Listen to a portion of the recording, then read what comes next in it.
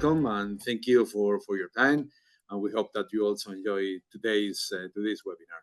So let me make a brief introduction on the webinar that we'll be having today and about who we are and what we do. Well, you've been with us since the very beginning, since the 1st of October, many of you, following this Data and AI Connect series, building a modern data platform. And during these days, we've been going through many different topics that we have been enjoying together. Well, most of you know me, but for the people that do not know me yet, I'm Abraham Pascual, the International Business Manager at WE, and I have the honor of being the conductor and introductor of this webinar series. So going to have a quick overview of the topics that we've been covering during these weeks. First week, we covered the mastering data governance and data quality. Last week, we were covering how to continuous optimize and put the cost-saving tools in our data platforms, focusing on FinOps and shifting the mindset. And today we have a very attractive topic that is the Open GenAI, how to boost your data using AI and open source. A very common topic that is in every single conversation around the IT world. But there are many things to have in consideration before going or planning to get into a GenAI project.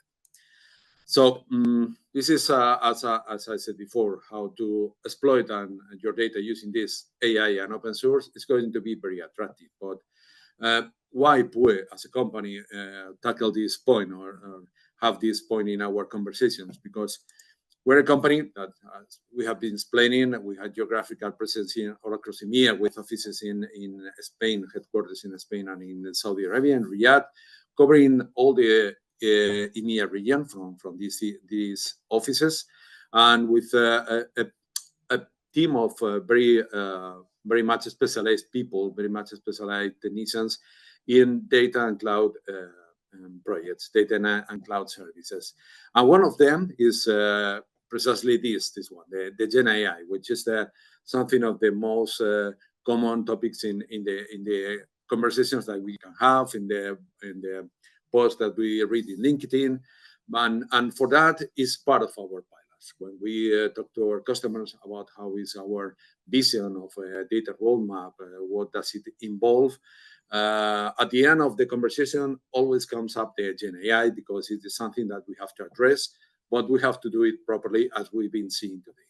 So for that, we propose always a data roadmap to define that travel along the data platform, how to build it, which steps are necessary to take to get to the goal that we have. For that, we will need to have data products that from PUE, from our expertise and knowledge and previous success stories and customer success stories, we can build specific data products to our customers for them to extract all the business value from their data platforms. And to keep it and maintain it and ensure the top performance at every moment, we need to have data ops with very skilled and specialized and with deep knowledge of the platform performance. And for that, we have a strong team that is covering this data ops on a daily basis, even 24/7 for critical mission platform in some customers. And the last topic is always Gen AI, because we need to have all the previous steps well settled in the company to address the Gen AI. What can we do with Gen AI? What value can bring to the company? How can we get into this amazing world like we've been seeing today? So we are talking about this from our experience and our knowledge. And for that, we would like to highlight a couple of topics that we will be seeing today. Which are the main advantages of implementing an open source AI solutions and their Open GenAI approach? I mean, not only focusing on the pre-built enterprise product that we find in the IT world, but also having in consideration the open source AI solutions. And what are the challenges and advantages of using this open source AI? Okay, so I'm pretty sure that most of you will have a lot of questions during the webinar. Do not hesitate to participate. You will find a button at the top of your page or the top of your screen is the questions and answers. There will be online answers during the entire webinar. So we have a team of experts also answering these questions.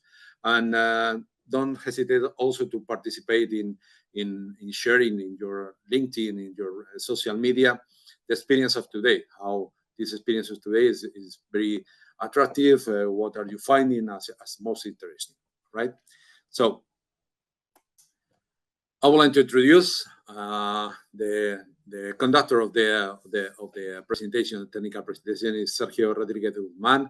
He's CTO at PUE, and he's been leading very attractive data and GenAI projects during these last 2 years with real implementation in customers and with a big business value behind that.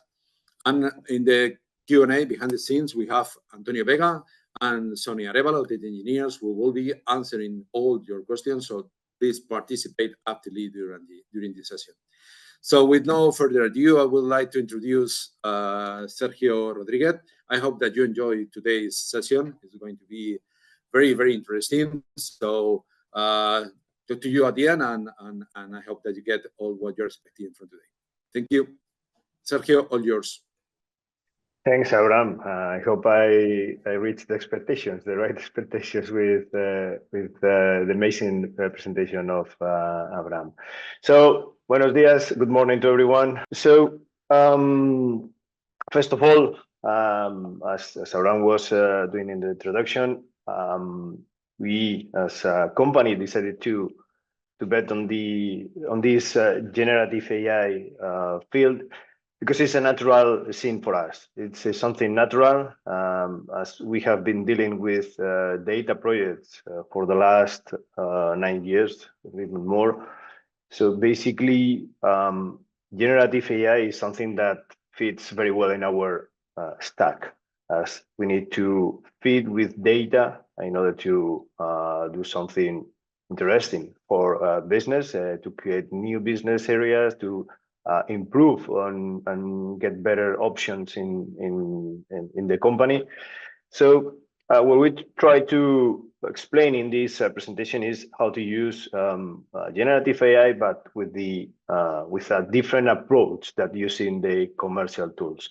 So basically based on open source tools and open source frameworks. So the most important thing that we want to highlight here is that we have the chance to keep our data under our control, especially with the data sovereign and data control.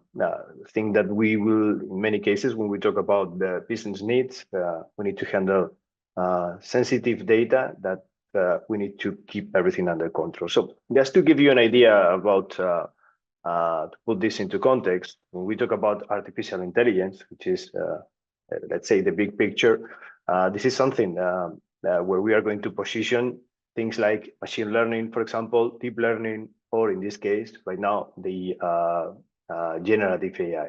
So basically, when we talk about artificial intelligence, this is something that it tries to mimic the human intelligence, okay, through the use of algorithms and mathematical models.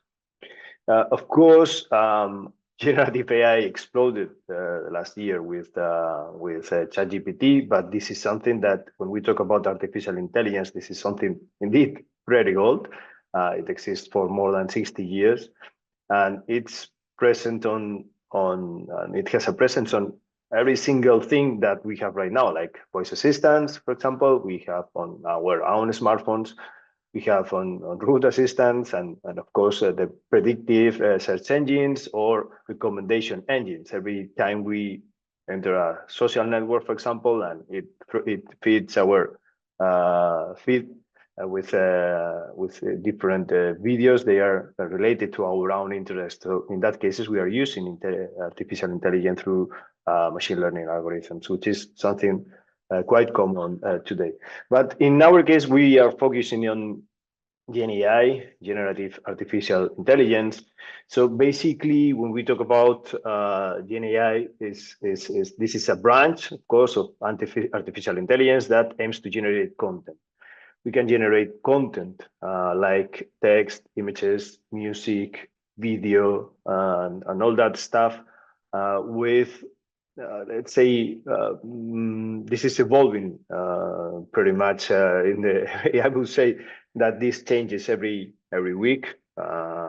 So things that are, let's say, hot topics could be deprecated in 1 month. So this is evolving really fast. The investment that is done by the vendors is massive, and by the vendors, by universities, by a lot of kind of companies.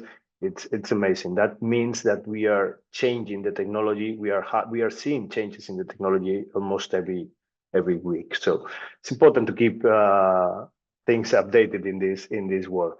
So of course, this uses deep learning under the hood, and what is important is that the machines are learning through data. Okay. This is something we like to highlight in this case because, of course, the explosion of generative AI came with ChatGPT, as it was very easy to use for the, let's say, everyone.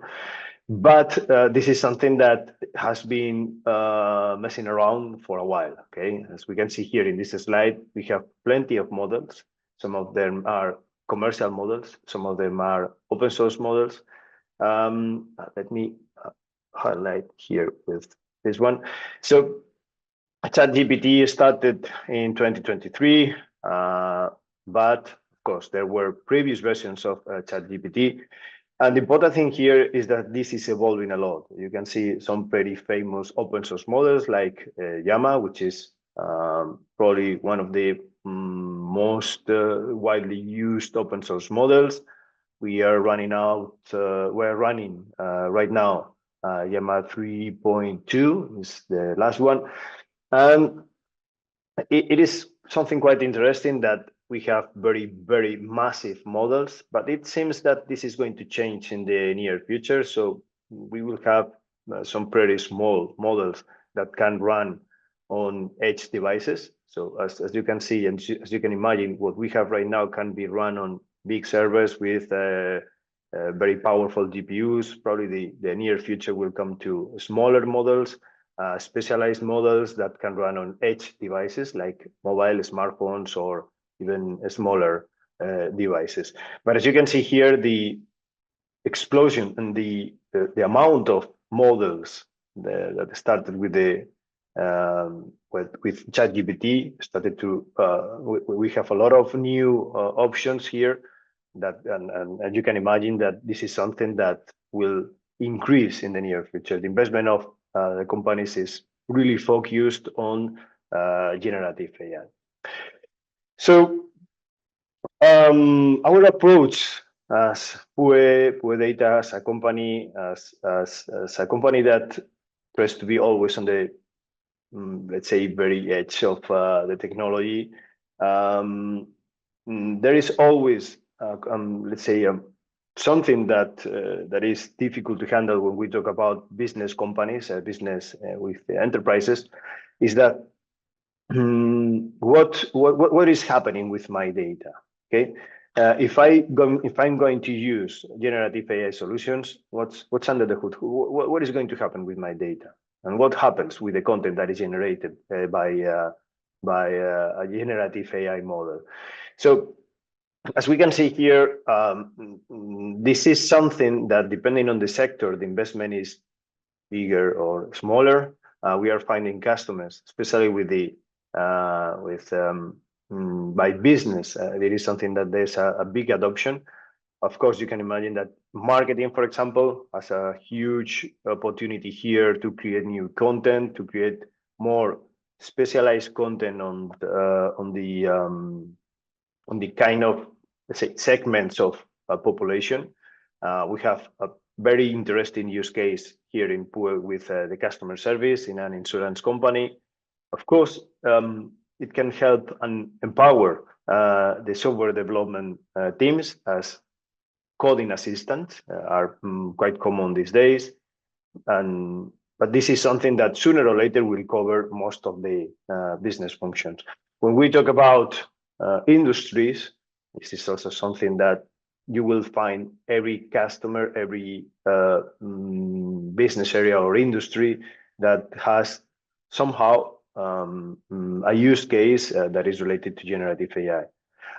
What is important here is don't try to have generative AI use case just give the check mark. No, we need to have a proper use case. We need to know what we want to achieve, and what it is more important of this is that we have the right data to do this use case. It is really important to have the right quality, the right data quality, the right data to avoid something that is quite common in generative AI, which is basically the hallucination of a model. We have to have the proper data in order to feed the model, the foundational model, to create our specialized model, to have a right generation or a right answer from the model. So this is very important in the LLM, in an LLM use case, in a generative AI use case. So there are multiple options in order to use generative AI. When we talk about the first thing that appeared in generative AI is the use of GenAI for text creation, which is really powerful. This allows us to create content very fast. You can imagine the explosion of creating news, creating info, publish in LinkedIn, in the news.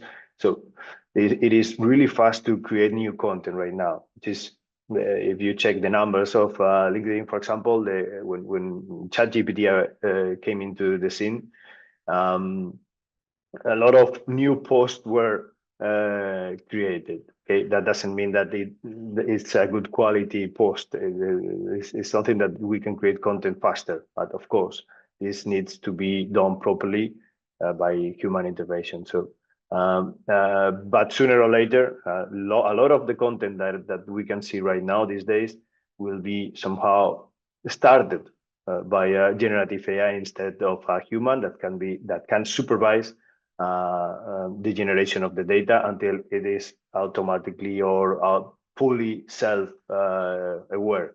So this is something that we will see sooner or later. The ability of these models to generate text and to generate content in different languages is quite impressive, as they can understand multiple languages if they have been trained in multiple languages. And here we have some popular open tools like GPT-4All, Colossal Chat, Alpaca, Vicuna, Open Assistant. And of course, some of the, let's say, open models that we are finding pretty powerful come from Llama 3, from Meta, from the creators of the company of Facebook, which is totally open source. The last one is the 3.2 version that comes with smaller sizes for the models, really specialized. And Mistral is also one of the most common open source models. Okay, so one of the first use cases that we have here is how to implement a chatbot for online customer service. This is something that, for example, we as a company, as Puer created for this insurance company. It's a real use case.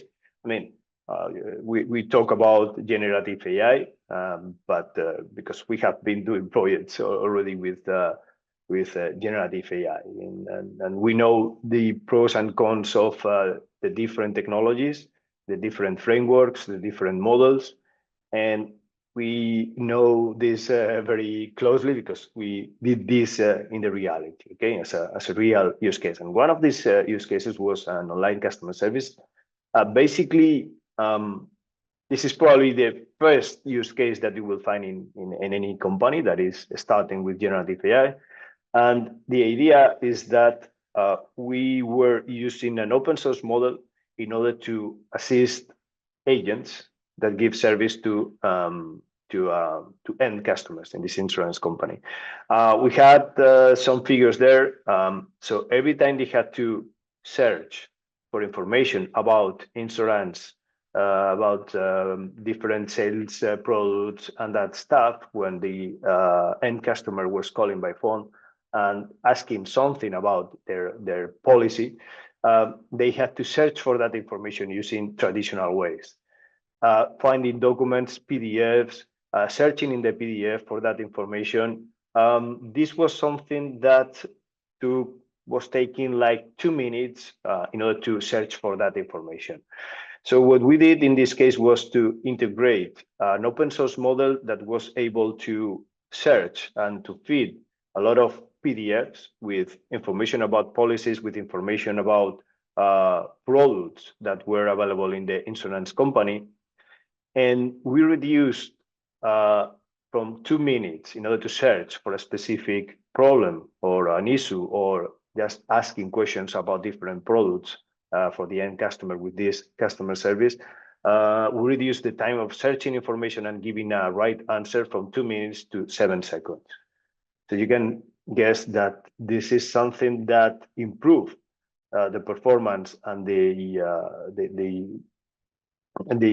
how they perform, the customer service was performing, giving a better service to the end customer, giving right answers and giving the proper information, and of course using open source models. That means that all the knowledge, all the information that was available for that was used by this insurance company was kept under control.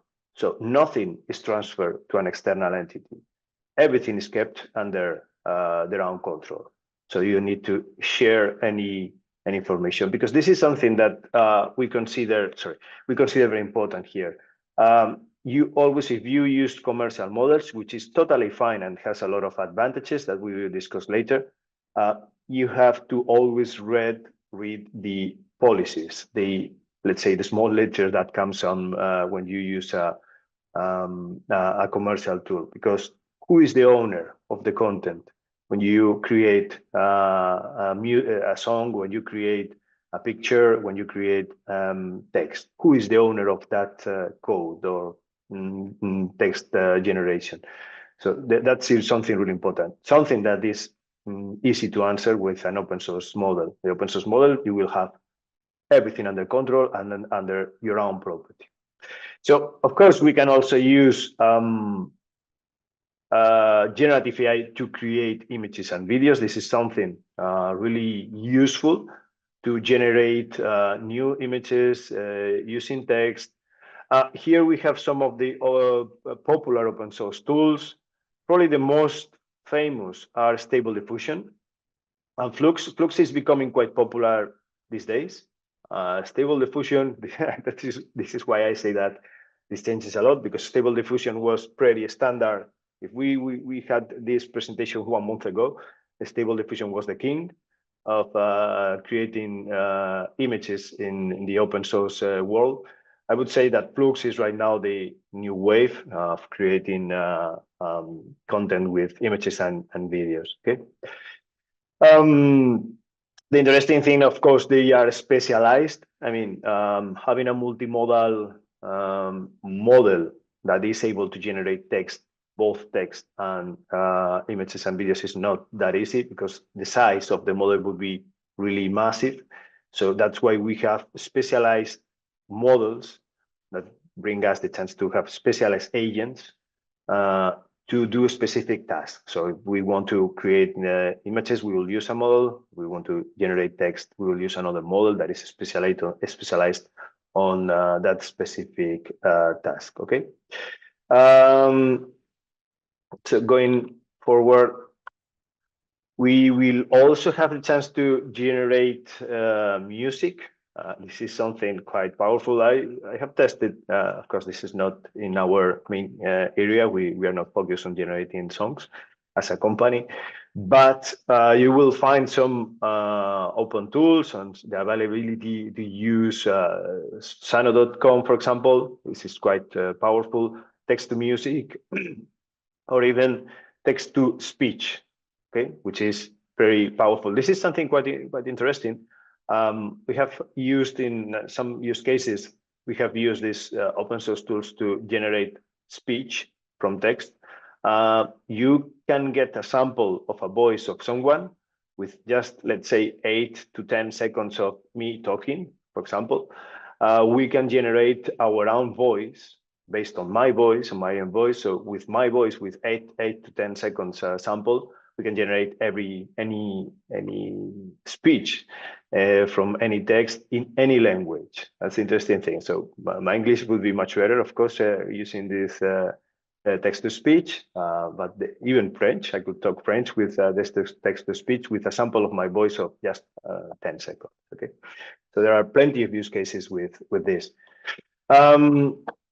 So application sectors, of course, you can guess that we have plenty of new options for entertainment sectors like video games, animated movies. This is something that, especially with the movies, will sooner or later will be a lot of content generated by generative AI, just with a specialized model. We can, from text, generate very amazing content. Of course, in industrial and architecture, marketing and advertising, education, training and research, you can try to use any of these models to solve mathematical problems, for example, and explain why those mathematical, how is the solution, the reasoning behind the mathematical solve. So especially for training and education can be very useful. I think that they are very good, these models are very good at everything, but they are not perfect. We always need to think about this. They are not perfect at anything. So every time we talk, we have a new model on the market. They do some kind of benchmarking in order to how do they code for software development? How do they fix reasonings? How do they solve mathematical questions?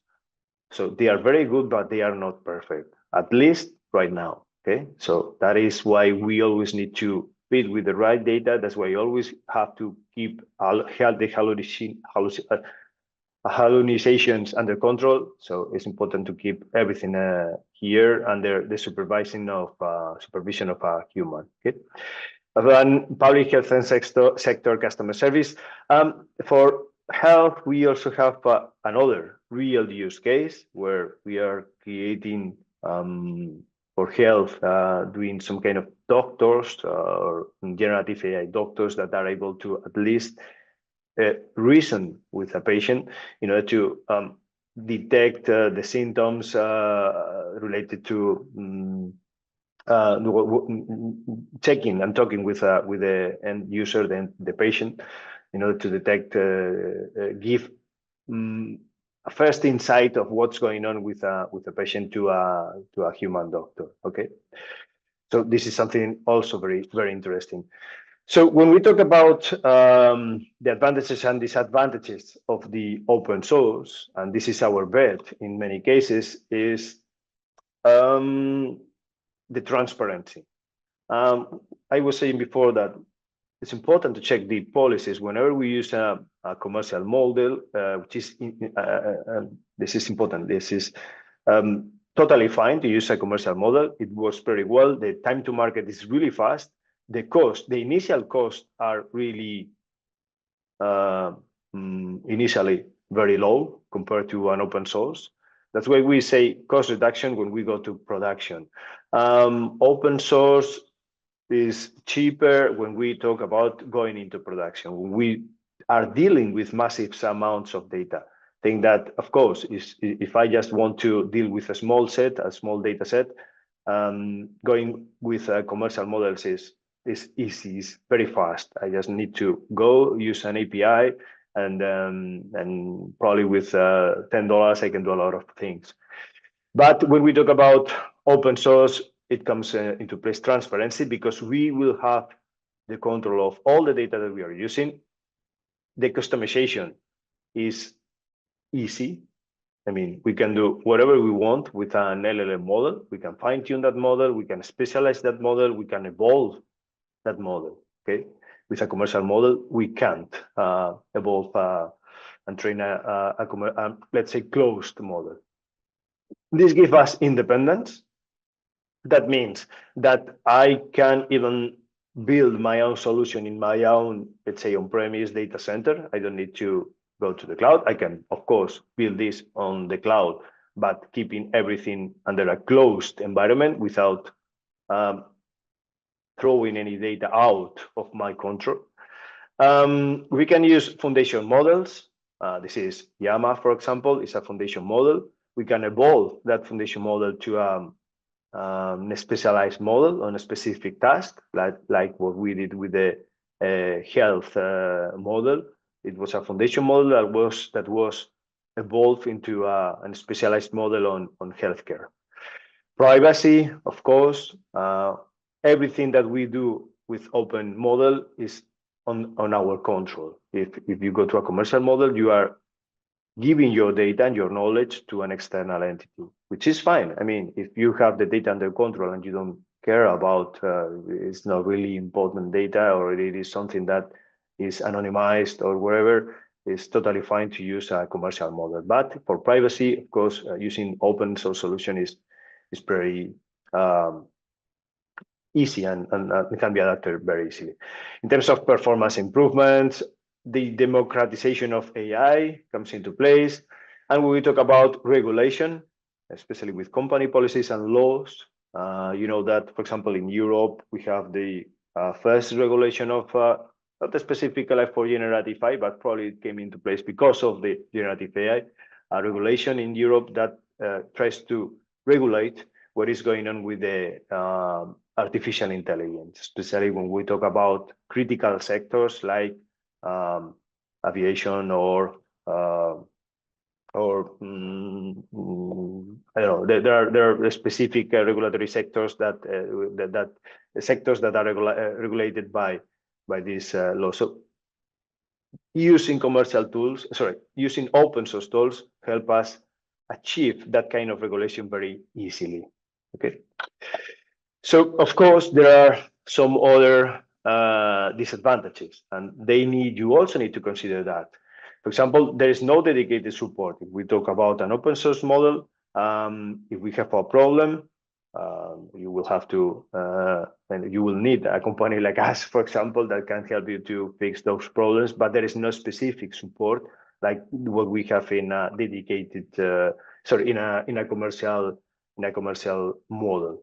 The risk of license changes, of course, if we have a license here right now with Llama that is managed by Meta, hopefully they will never change the current license, but if at some point they have Llama 4 and they change the license to a closed model, we will have a problem. We will have to search for a new open source model and see what happens. But that's another risk that we also need to consider.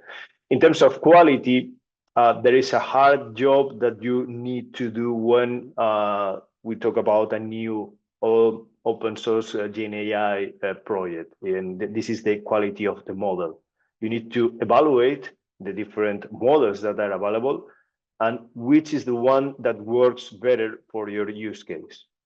And this is part of our project. Evaluate multiple open source models in order to check what works better for you in terms of quality of the answers and the generation of content. The long-term scalability, infrastructure, complexity. So that's something that you also need to consider.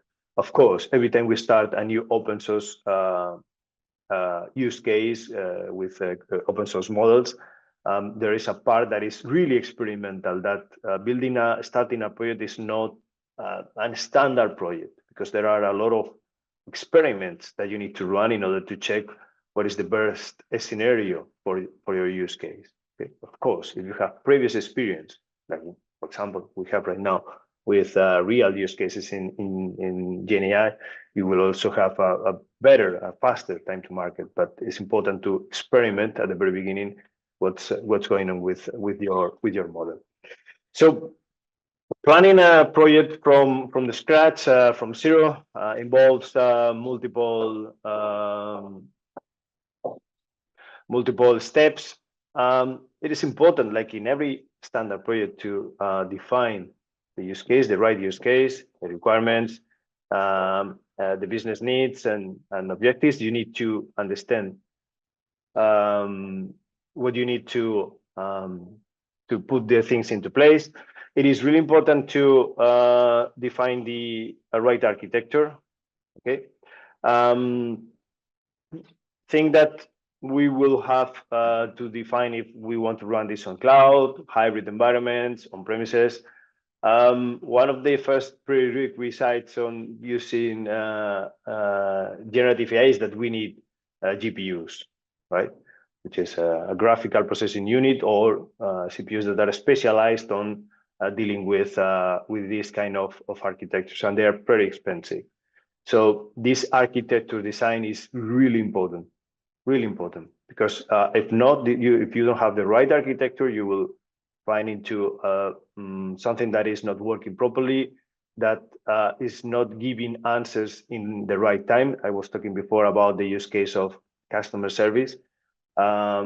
Think that having a project that doesn't work or doesn't give an answer in fast, for example, can give you the idea of, or your company can give you the idea to your company that this doesn't work.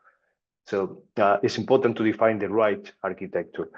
As we are going to deal with data, using a data ops methodology is also very useful, because we will have to generate content based on data that we have in the company for a specific use case. So we will have data ingestion patterns, extraction, transformation, and loading data with high quality.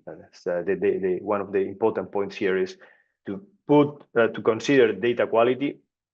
Of course, data governance and security is really, really important, as you are going to feed your model with data that could be potentially sensitive. That means that you need a good data governance put into place. That's something that we were discussing in our previous webinars. Data governance is key, not only for generative AI, of course, but also for managing your data across multiple scenarios. Okay. So, of course, using a MLOps methodology comes into place, especially when we need to deal with fine-tuning of pre-trained models. We'll talk a little bit about fine-tuning a little bit later, but this is just, let's say, some guidelines. But what it is important, very important, when we want to achieve a new use case with generative AI, is that you need to think that there is a part of this, a phase of the project that will be experimental. That means that you will need to iterate, test, iterate until you find the best option for your use case. Think that there's no best way to do this thing. It's totally experimental, because there will be multiple models to evaluate, multiple technologies, decide if you want to use RAG or fine-tuning. So, and this is something that cannot be answered before starting a project. So it's important to consider that we are talking always as experiments, like what we do in the data science world. Okay. So when we talk about, I would like to highlight this one, how to create your own chatbot using, what I would like to highlight here is that what I'm going to show you is we are using open source tools, open source components. I'm running these things on my own laptop, so no data is sent outside of my computer. This is the interesting thing here, and I'm using open source tools that can be used for testing purposes or move and use it for production environments and real use cases. So this is the important thing here. But before going into showing you some of these tools, what is important is that we have, let's say, in this experimental phase on any single project, you need to evaluate specific design patterns.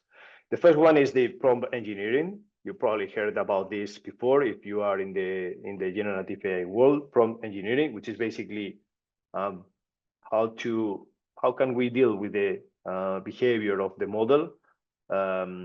This is to, let's say, set the expectations of what we want to do with a prompt in order to tell the model how to behave. Okay.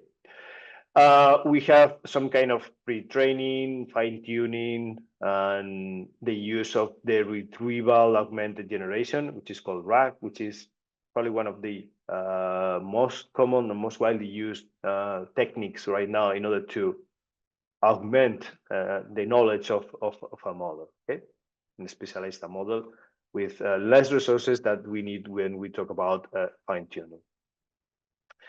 So focusing on these steps, when we talk about prompt engineering, this is the creation of an input text or a prompt to guide the LLM. There are some people that call this is a new, let's say, career.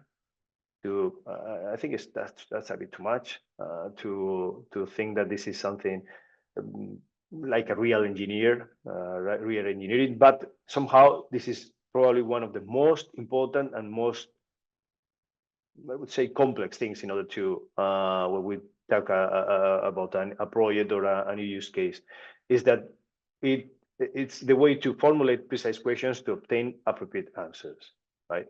So basically, we have the LLM, we have an input, and we have to explain what we expect from the model. So this will produce an output, a generated text. So the prompt engineering is a key part on a project whenever we need to generate a new use case. Okay. The pre-training, for example, we have some foundational models. A foundational model is basically a model that was pre-trained with knowledge from Wikipedia, with a lot of webs from internet.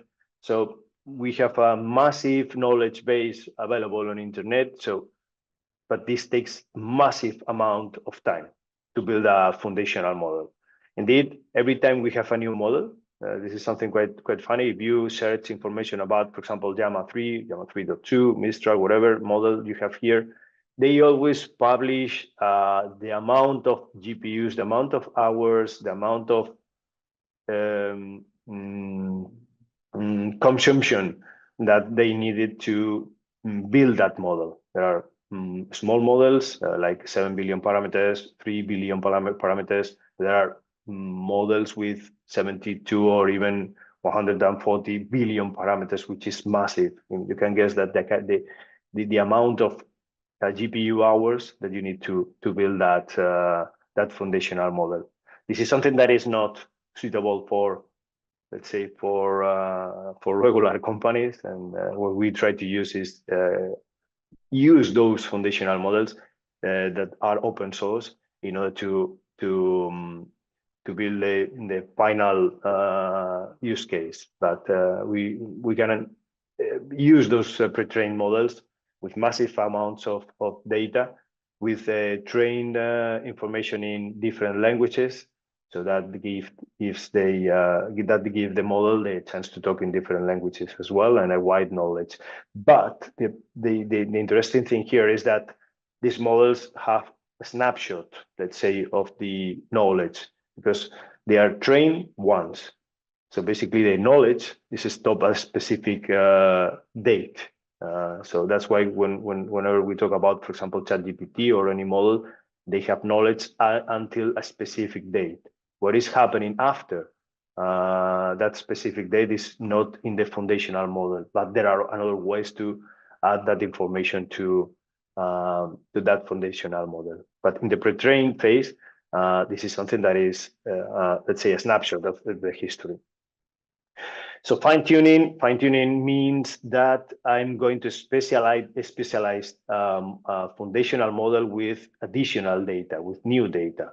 So for example, if I have the foundational model and I want to specialize on healthcare, I can add a new database of data. So I will get a new model that has the previous knowledge, and I'm adding new data to the fine-tune. So we have the new fine-tuned model. This is not easy. This is quite complex in terms of resources. It's not as heavy consumption resource as a foundational model, but needs to be considered that if I want to add that additional information, it takes a while. Okay. This is another option that you should evaluate whenever you do business a use case with generative AI. The other option is the RAG, retrieval augmented generation, which is basically we will also use a foundational model, but we will use specialized databases, and we will search for context that is given to the foundational model in order to augment the knowledge of the foundational model. In this case, we will use text generation plus information retrieval. So we will use these kind of vector databases, which are specialized on semantic search. So they are very useful whenever we need to embed additional information that is not part of the foundational model.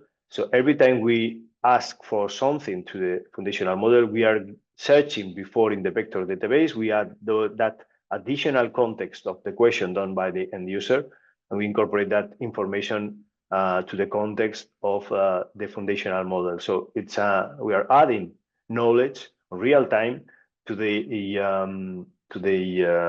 foundational model. This is an efficient way to increase the knowledge and to have additional knowledge. So let me first of all start with the let me share. Give me a while. Let me share how these RAG and vector databases work. Let me share my screen, which is this one. In this case, what I am using is it's an open source solution. It's an open source interface. I'm using Oyama in this case, which is totally open source.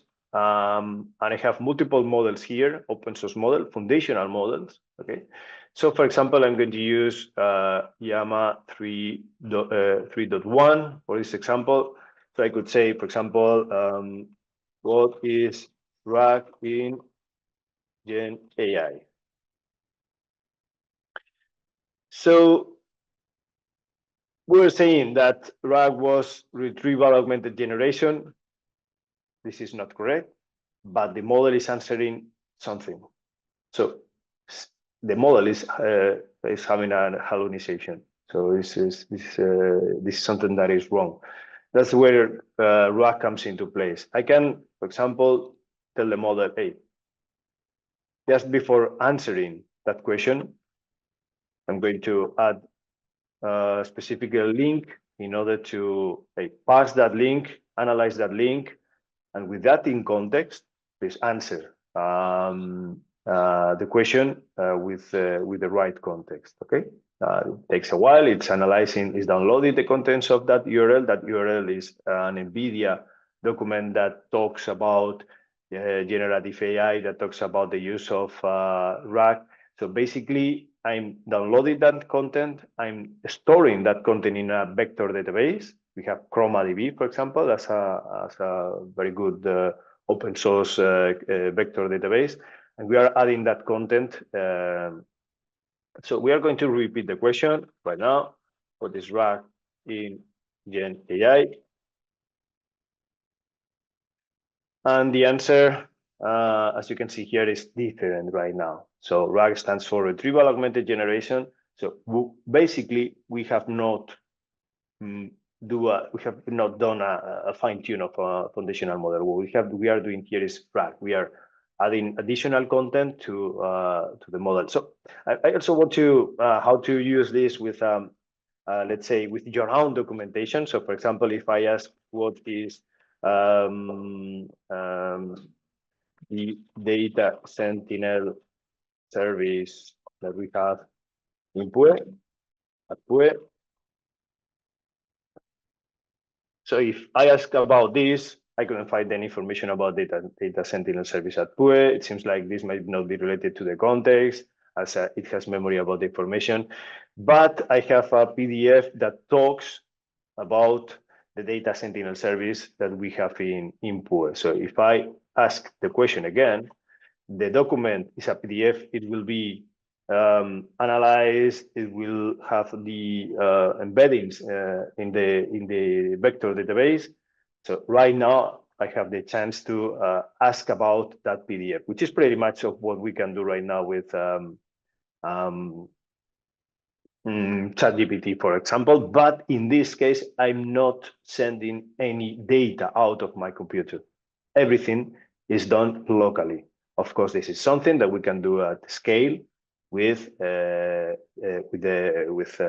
own data in a production environment. Okay, we could also say build a PPT of 5 slides describing the data sentinel service.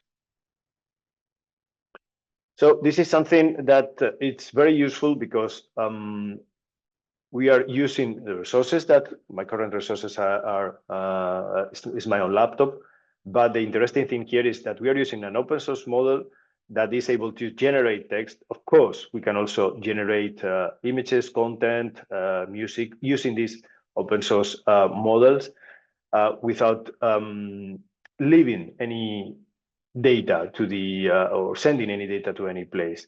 As I just also want to show you some additional examples, like, for example, there is a model which is Java Lava, 34 billion parameters. This one is specialized on analyzing images. This is not only for text generation, it's multimodal. It can generate images. So for example, I can tell the model, analyze this picture, tell me what is inside this image. I have some answers here. Image provided appears to be a composite or multiple graphs.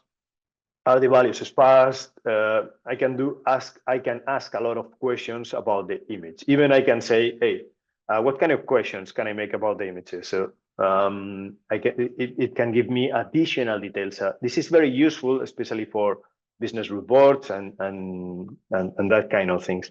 And also when we talk about, for example, image generation. So I'm also using these images where I was using stable diffusion, but you can also use flux models in order to generate images. So for example, I'm creating a prompt describing how to create that image. Okay, so basically, green sapling breaking through muddy soil. Well, it is an image generated by. So you can see the quality of the image is pretty good. Okay, so this gives us the chance to, with a totally local environment without using any external resource. I'm the owner of all the content generated. I'm the owner of all the data used here. Everything is run locally without using anything that is external to, I'm not sending any data out of my environment. So we can generate images, we can generate text based on specific use case on my own content. Okay. So going back to the presentation, let me share again.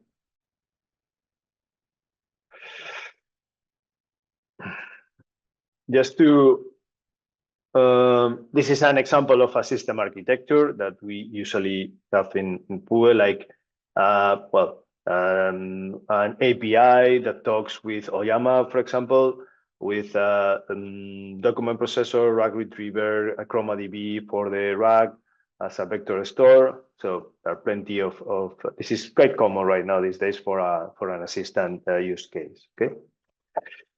In terms of code, this is a very small example. This is we are using LangChain, which is a standard framework. LangChain is, let me use the pointer here. The LangChain is a standard framework for building this kind of use cases.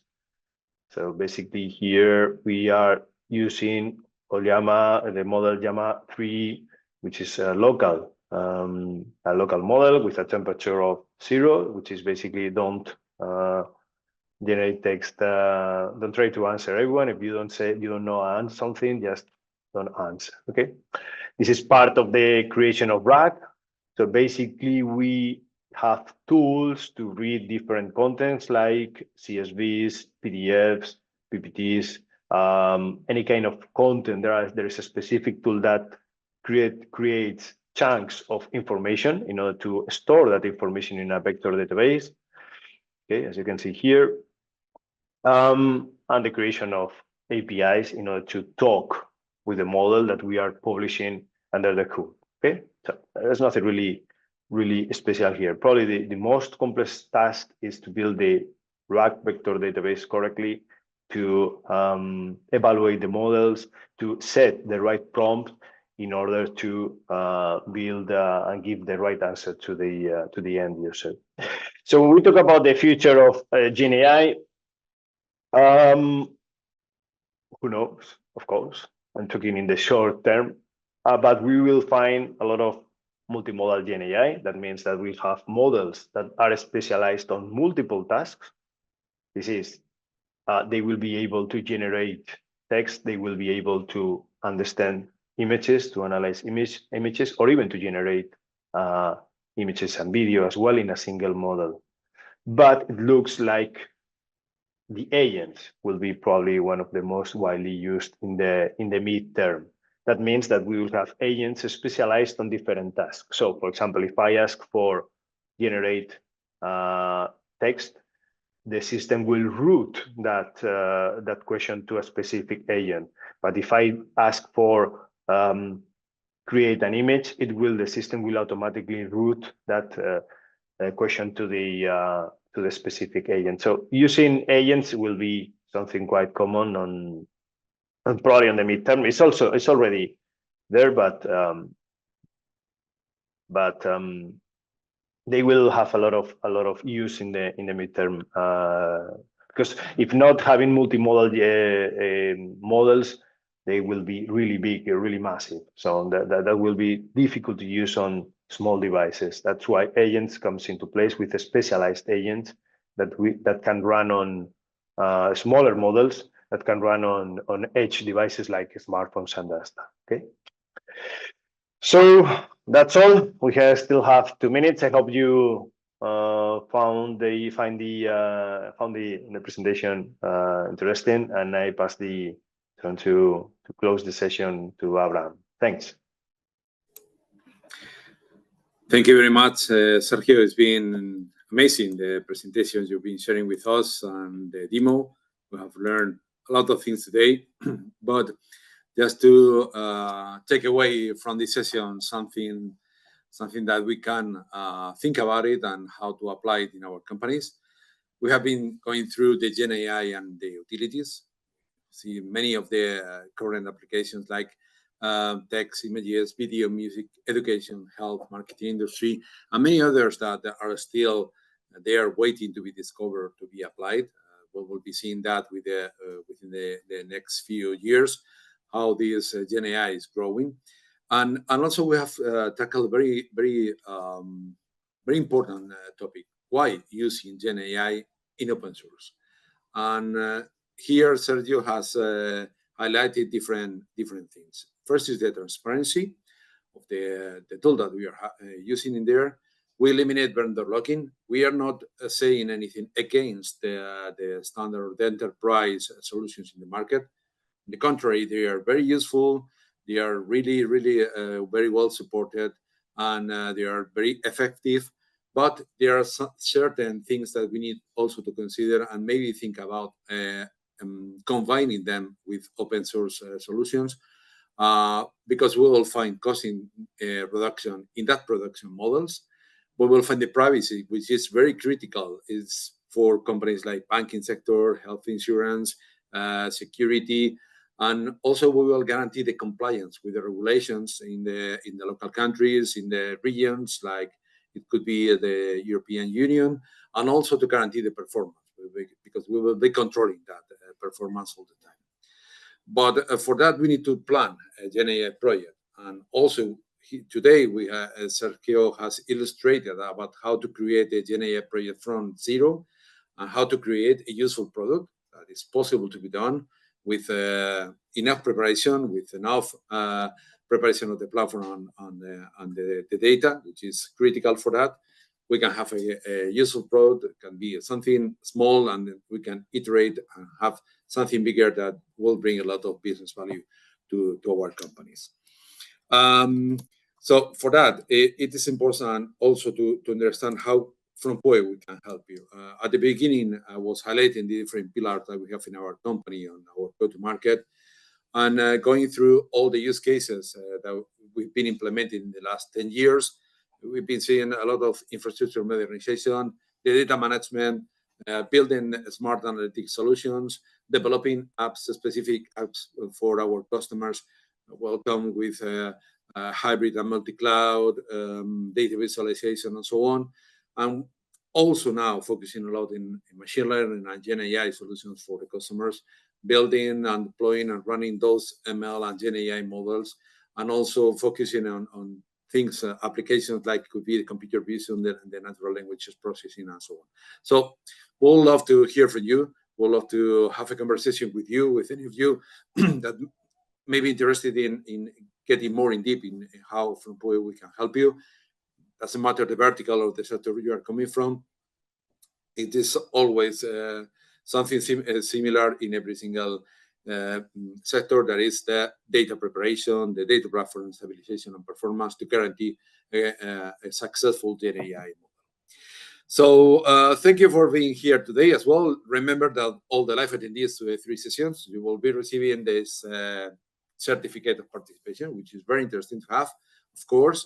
And we encourage you also to follow our social media, our LinkedIn, our blog, and not to miss any of the latest news and new webinars or new events that we'll be throwing during the next months. So please follow us in our social media.